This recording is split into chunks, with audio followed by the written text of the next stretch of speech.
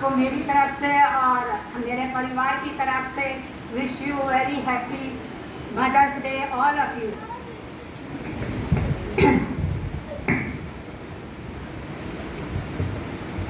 आइए हम छोटी सी प्रार्थना करेंगे।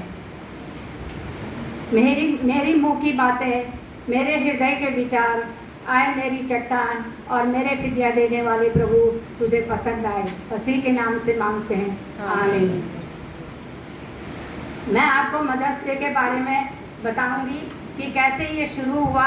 सबसे पहले मदर्स डे अमेरिका में शुरू किया गया था और अमेरिका में एक सोशल वर्कर थी, समाज सेवी जिसे कहते हैं, उनका नाम था मिसिस एन मारिया जार्विस और उनकी एक लड़की थी जिसका नाम था एना जार्विस।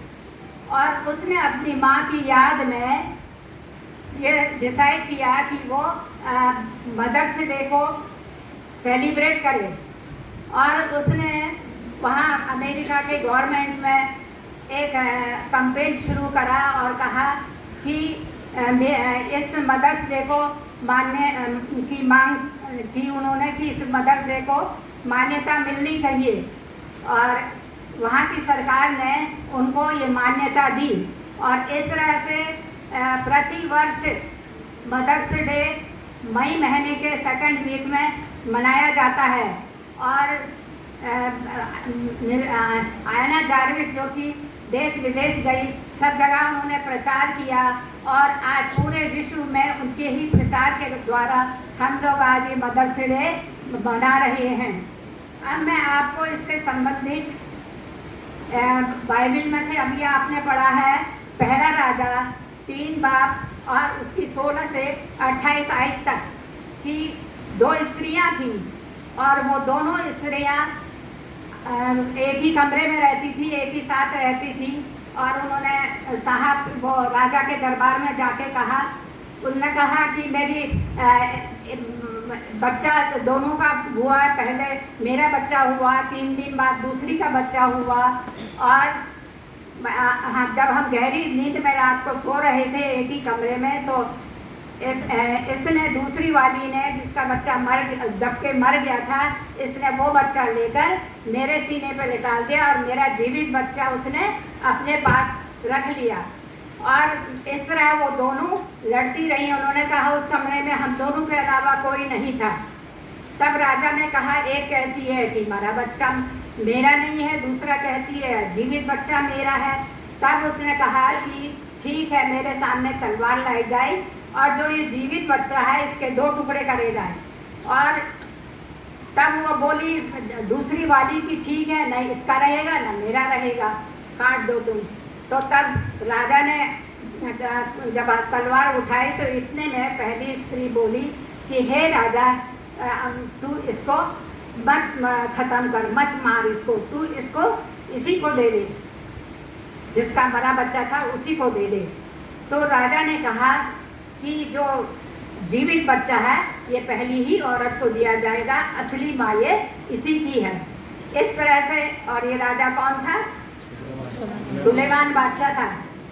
और इस तरह से सुलेमान की बड़ी इस्राएल जाति में ख्याति हो गई, बहुत प्रसिद्ध हो गया और सारे इस्राएल जातियों ने ये कहा कि सचमुच में ये बहुत बुद्धिमान राजा है और इसको परमेश्वर ने बुद्धि दी है और इतना अच्छा उसने न्याय किया है।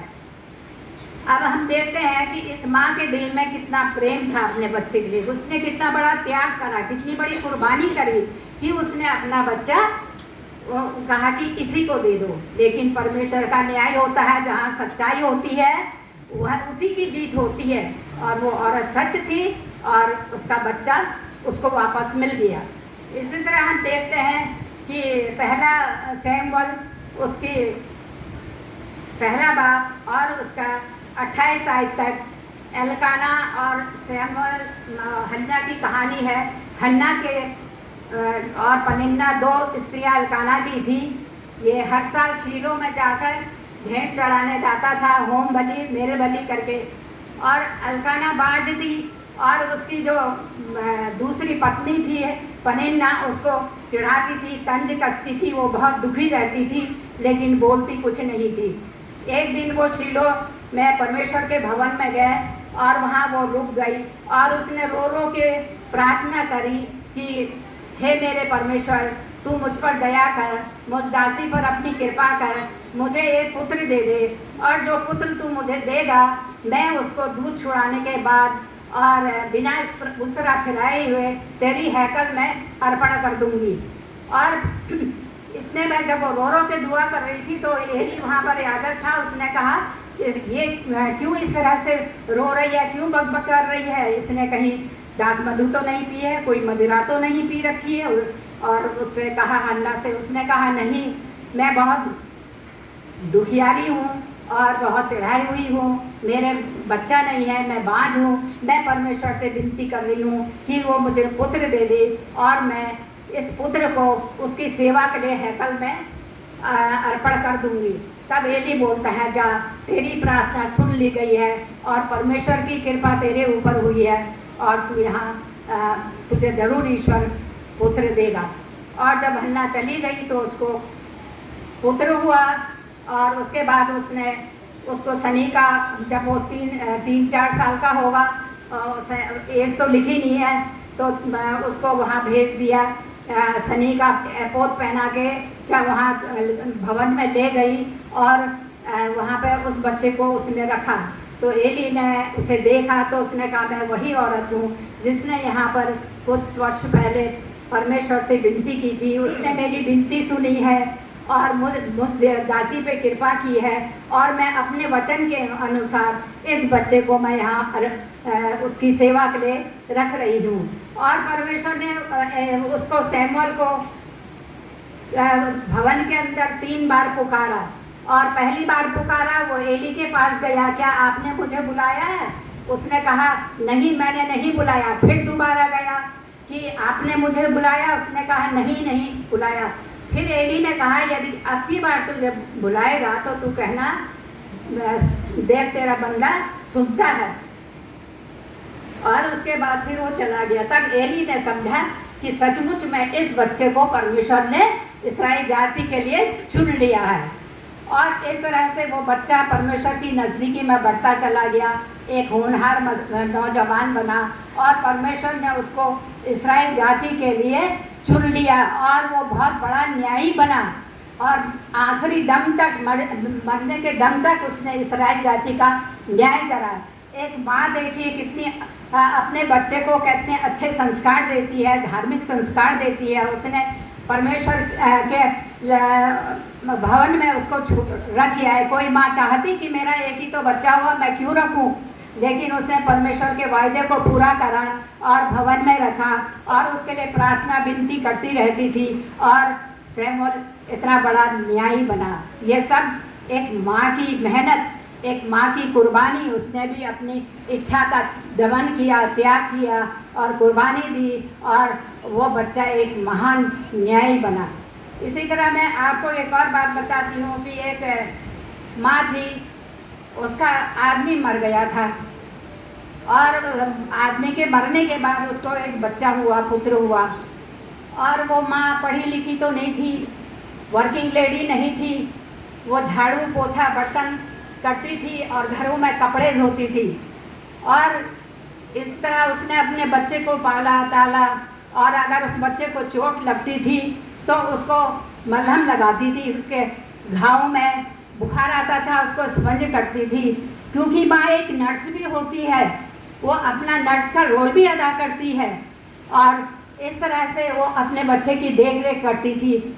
और बच्चा भी परमेश्वर ने उसको आशीष दी, बच्चा भी पढ़ने में अच्छा रहा।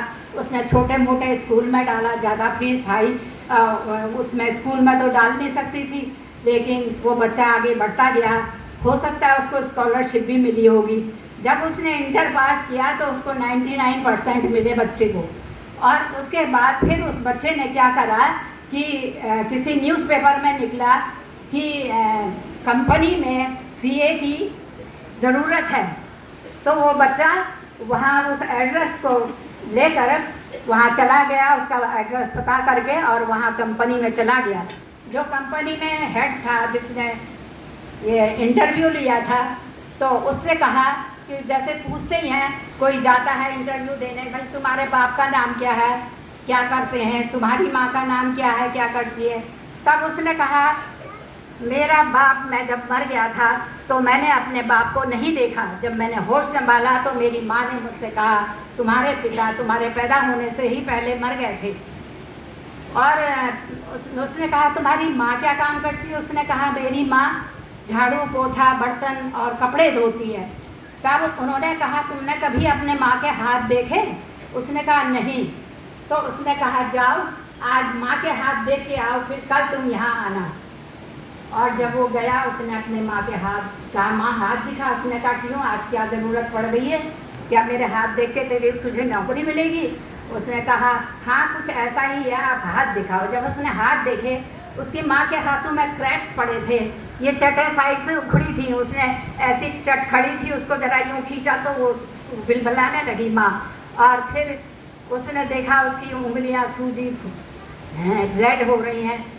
वो बहुत रोया लड़का और अपने माँ के हाथ छूने। फिर दूसरे दिन वो गया उसी साहब के पास, उस हेड के पास गया। उन्होंने कहा, क्या तुमने अपनी माँ को के हाथ देखे?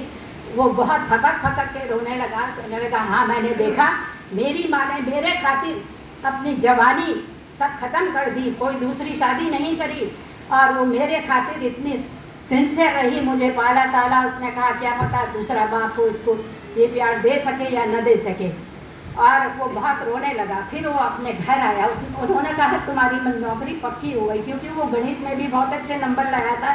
सीए के लिए तो गणित ज़्यादा होती है ना ज़रूरी, तो वो गणित में बहुत अच्छे मार्क्स लाया था। तो उसने फिर कहा, दूसरे दिन बताया, और उसने कहा, ठीक है, तुम्हें ये नौकरी पक्की है, अब तुम इस नौकरी को पाके क्या करोगे? उसने कहा, मैं अपनी माँ को वो जो काम करती है वो सब उसका ख़त्म कर दूंगा और अपने घर ले जाऊंगा। और क्या बोलते हैं, मुझे उन्होंने कहा, तुम्हें कंपनी से घर मिलेगा? उसने कहा, हाँ, मैं उस झोपड़ी को से